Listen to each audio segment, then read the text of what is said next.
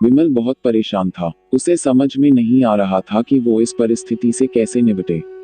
वो अपनी माँ को बहुत चाहता था, किंतु उसकी पत्नी और बच्चे उसकी माँ से बहुत दूर भागते थे, क्योंकि उसकी माँ की एक आंख नहीं थी, साथ ही उसकी कमर भी 90 अंश पर झुकी थी। वैसे वह अपना काम सब खुद कर लेती है, किंतु फिर भी वो उसकी पत्नी और बच्चों के लिए हमेशा खटकती है।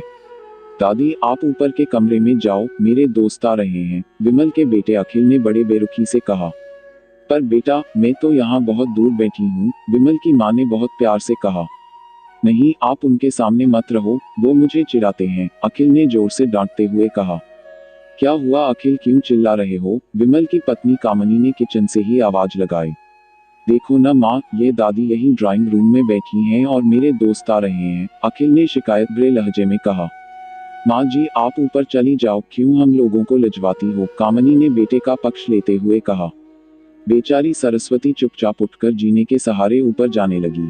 कमर झुकी होने के कारण उन्हें ऊपर चढ़ने में बहुत परेशानी हो रही थी, किंतु वो पूरी ताकत से ऊपर के एक अकेले कोने वाले कमरे में जाकर बैठ गई। विमल बाजू के कमरे से सब सुन रहा था। उसे कष्ट हो रहा था कि उसकी माँ को अपमानित होना पड़ रहा है, किंतु वो असहाय था। अगर वो कुछ कहता है तो पत्नी और बच्चे उसका विरोध करने लगते हैं। दूसरे उनके तर्क भी सही लगते हैं। चूंकि वो एक प्रशासनिक अधिकारी था, उसका सामाजिक स्तर बहुत ऊंचा था, उसकी ससुराल भी एक उच्च घराने में थी, अतः वह चुपचाप इस तरह हर दिन अपनी माँ को अपमानित होते देखता रहता था।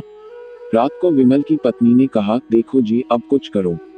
कल कलेक्टर साहब की पत्नी आई थी। माँ जी अपनी देशी धुन धारा में उनसे मिली।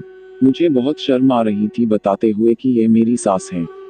मैंने कह दिया कि दूर की रिश्तेदार हैं, इलाज कराने आई हैं। विमल को रोना आ गया, किंतु फिर भी वह चुप रहा।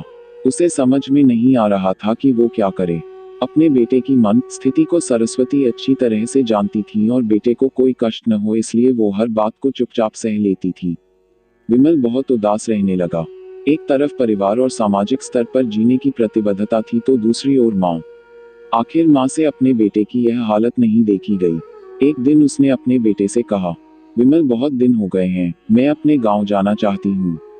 मुझे वहां पहुंचा दो, मेरा यहाँ मन नहीं ला रहा। किंतु माँ, वहां तो कोई नहीं है, तुम्हारी देखभाल कौन करेगा? विमल ने आश्चर्य से पूछा। अरे, सब गांव वाले तो हैं, और वो तुम्हारे मामा जी तो उसी गांव में रहते हैं, और फिर हम सारी व्यवस्थाएं कर आएंगे न। कामनी को तो जैसे मन की मुराद मिल गई हो।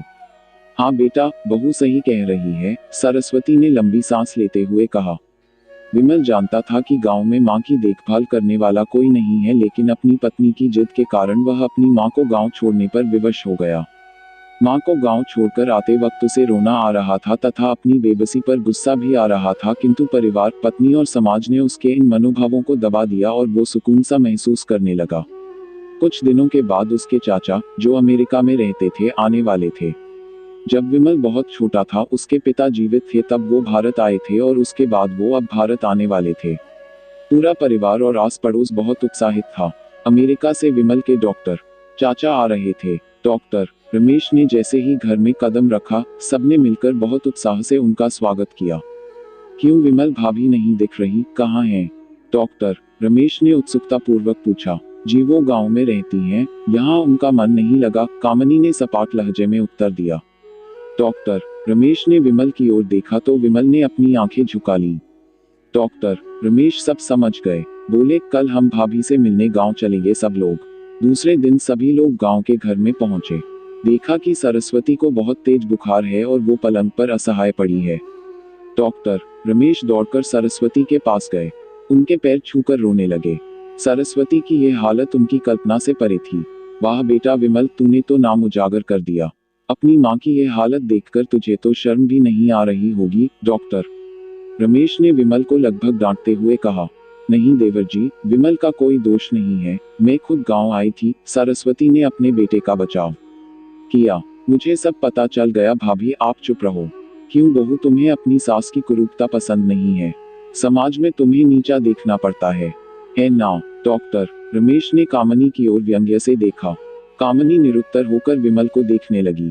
आज तुम जिस सामाजिक स्तर पर हो, वो इन्हीं के संघर्षों की देन है। और बेटा विमल, तुम्हें शायद मालूम न हो कि बचपन में जब तुम 1 साल के थे, तब छत से नीचे गिरने के कारण तुम्हारी एक आंख फूट गई थी और तुम्हारी रीढ़ की हड्डी में भी समस्या थी। तब तुम्हारी इस कुरूप माँ ने अपनी एक आंख और अपना बोन मेरो तुम्हें देकर इतना सुंदर स्वरूप दिया था। कामिनी बेटा, इतने सालों तक संघर्ष करके बेटे को प्रशासनिक अधिकारी बनाने वाली इस संघर्षशील औरत की तुम लोगों ने यह दशा कर दी। तुम्हें ईश्वर कभी माफ नहीं करेगा। डॉक्टर रमेश की आंखों से अश्रु जलधारा बह रही थी।